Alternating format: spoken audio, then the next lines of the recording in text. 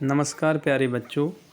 आज हम कक्षा 10वीं में सामाजिक विज्ञान विषय के इतिहास भाग के यूरोप में राष्ट्रवाद का उदय अध्याय से जुड़े हुए कुछ महत्वपूर्ण प्रश्नों के बारे में जानेंगे, जो परीक्षा की दृष्टि से बहुत ही महत्वपूर्ण हैं और आने वाले CBSE के बोर्ड एग्ज़ाम में इस अध्याय से काफ़ी प्रश्न आ सकते हैं।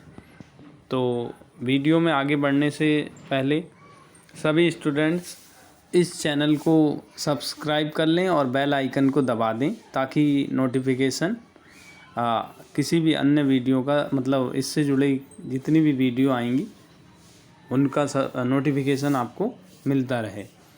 और इस चैनल को ज़्यादा से ज़्यादा शेयर करें, सब्सक्राइब करें। और इस अध्याय से जुड़े हुए वीडियोज़ मैंने पहले भी 2 पार्ट में बना रखे हैं।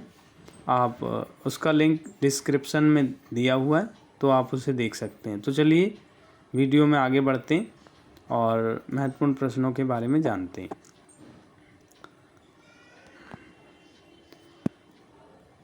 क्वेश्चन है, जॉल वेराइन द्वारा किए गए मुख्य कार्य क्या थे। जॉल वेराइन एक शुल्क संघ है वैसे तो, और उसने क्या काम करे। संघ ने शुल्क अवरोधों को समाप्त कर दिया। बी मुद्राओं की संख्या 2 कर दी, जो उससे पहले 30 थी। रेलवे की जाल का विस्तार से राष्ट्रीय एकीकरण को बढ़ावा मिला। तो इसका आंसर उपरोक्त सभी है, क्योंकि जॉल वेराइन जो संघ है उसने ये बहुत सारे महत्वपूर्ण कार्य किए। तो चलिए अगले क्वेश्चन पे पढ़ते हैं। कल्पनादर्श का शाब्दिक अर्थ क्या है। कल्पनादर्श अर्थात यूटोपिया। तो ऑप्शन ए, काल्पनिक समाज इतना आदर्श है कि उसका साकार होना लगभग असंभव है। बी, किसी समाज को स्वर्गलोक की कल्पना। सी, किसी व्यक्ति के द्वारा कल्पना करना। डी, किसी राज्य को कल्पना में भटकना। तो इसका आंसर है ए, ऐसा काल्पनिक समाज जो इतना आदर्श हो, जिसकी स्थापना या उसका साकार होना लगभग असंभव है। इसका ऑप्शन ए है।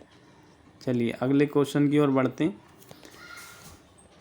क्रांति के बाद नापतोल की कौन सी प्रणाली लागू की गई। मैट्रिक प्रणाली, प्राचीन प्रणाली, नेपोलियन कोड या कोई भी नहीं। तो और इसका आंसर है मैट्रिक प्रणाली। चलिए अगले प्रश्न की ओर बढ़ते हैं। मॉन्टेस्क्यू ने किस सिद्धांत का प्रतिपादन किया। राजतंत्र, समाजवाद या प्रजातंत्र या अधिकार विभाजन। तो इसका आंसर है डी ऑप्शन, अधिकार विभाजन, यानी शक्तियों के विभाजन का सिद्धांत मॉन्टेस्क्यू ने दिया था, जो कि दार्शनिक हैं। बिस्मार्क जर्मनी का चांसलर कब बना। तो 1848, 1856, 1860, 1862। तो इसका आंसर ऑप्शन डी है 1862। चलिए अगले प्रश्न की ओर बढ़ते हैं। फ्रेडरिक हेगल कौन था। ऑप्शन जर्मनी का दार्शनिक, जर्मनी कवि, जर्मन अर्थशास्त्री, जर्मन शासक। तो इसका आंसर है ऑप्शन ए, जर्मनी दार्शनिक था। अगला क्वेश्चन है, ideas on philosophy of history of Mankind नामक पुस्तक की रचना कब और किसने की। तो 1784 ईस्वी में G.C. हर्डर, 1789 में हीगल, 1792 में फिक्टे और 1798 में गेटे। तो इसका ऑप्शन का आंसर है ऑप्शन ए, 1784 में G.C. हर्डर ने की थी इसकी रचना। चलिए अगले प्रश्न में। 1848 के फ्रैंकफर्ट सभा में संयुक्त जर्मनी का ताज किसे प्राप्त हुआ। फ्रांस के शासक को, ऑस्ट्रिया के शासक को, प्रुशिया के शासक को, इटली के शासक को। तो इसका आंसर है ऑप्शन सी, प्रुशिया के शासक को। अगले क्वेश्चन की ओर बढ़ते हैं। टाइथ किस प्रकार का कर है। टाइथ किस प्रकार का कर है। तो व्यापार कर है, धार्मिक कर है, नमक कर है, उपज कर है। तो टाइथ एक प्रकार का उपज कर है, जो कृषि फसलों पर उपज के रूप में वसूला जाता है। चलिए अगला क्वेश्चन की ओर बढ़ते हैं। टैली क्या है? भूमि कर है, धार्मिक कर है, सामंती कर है, नमक कर है। तो इसका आंसर है भूमि कर। टैली एक प्रत्यक्ष कर है जो डायरेक्ट वसूला जाता है चर्च के द्वारा, और ये एक भूमि कर है। चलिए अगले प्रश्न की ओर बढ़ते हैं। द्वितीय स्टेट किसे कहते हैं? तो पादरी वर्ग को, दास वर्ग को, किसान वर्ग को, कुलीन वर्ग को। तो फ्रांसीसी समाज में जो द्वितीय वर्ग है वो कुलीन वर्ग है। ऑप्शन डी इसका आंसर है। कुलीन वर्ग को द्वितीय स्टेट कहा गया। अगला क्वेश्चन है, द स्पिरिट ऑफ लॉ नामक पुस्तक का लेखक कौन था? Voltaire, Montesquieu, Diderot, Rousseau. तो इसका ऑप्शन सी है, मॉन्टेस्क्यू ने इस पुस्तक की रचना की है। अगला क्वेश्चन है, सामंतवाद का अंत कब हुआ? 21 मई 1789, 4 अगस्त 1789, 24 सितंबर 1789, 18 नवंबर 1789। तो इसका आंसर है ऑप्शन बी, 4 अगस्त 1789 में सामंतवादी व्यवस्था का अंत हो गया था। अगले क्वेश्चन की ओर बढ़ते हैं। इटली का एकीकरण कब पूरा हुआ? तो 1871, 1873, 1876, 1889। तो इसका ऑप्शन का आंसर है ए, 1871 में इटली के एकीकरण का जो कार्य है वो पूरा हो गया था। अगला है, इटली को रोम किस युद्ध के बाद मिला? तो सार्डिनिया फ्रांस युद्ध, ऑस्ट्रिया प्रसा युद्ध, फ्रांस प्रसा युद्ध, ऑस्ट्रिया सार्डिनिया युद्ध। तो इसका आंसर है फ्रांस और प्रसा के युद्ध के बाद इटली को रोम प्राप्त हुआ। चलिए अगले क्वेश्चन की ओर करते हैं। गैरीबाल्डी कहाँ का निवासी था? वेनेशिया, सार्डिनिया, नेपल्स, प्राग। तो इसका ऑप्शन बी है, सार्डिनिया का निवासी था गैरीबाल्डी। कावूर की मृत्यु कब हुई? 1852, 1855, 1858, 1861। तो इसका आंसर है डी, 1861 में कावूर की मृत्यु हुई। अगला है, जर्मनी के एकीकरण के बाद चांसलर कौन बना? तो जर्मनी के एकीकरण के बाद ऑप्शन बिस्मार्क, मेटरनिक, नेपोलियन तृतीय और डी फ्रेडरिक जॉर्ज।